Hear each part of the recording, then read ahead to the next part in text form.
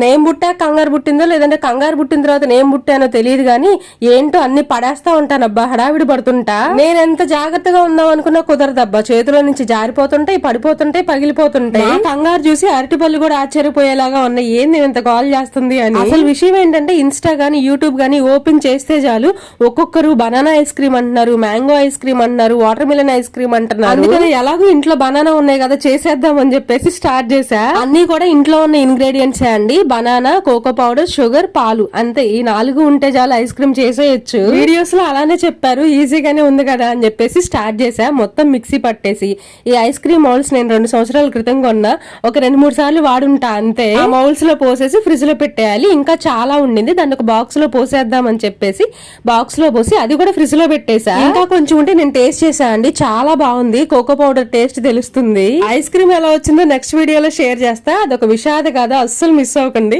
మన వీడియోస్ నచ్చితే లైక్ చేయొచ్చు కదా మీరు.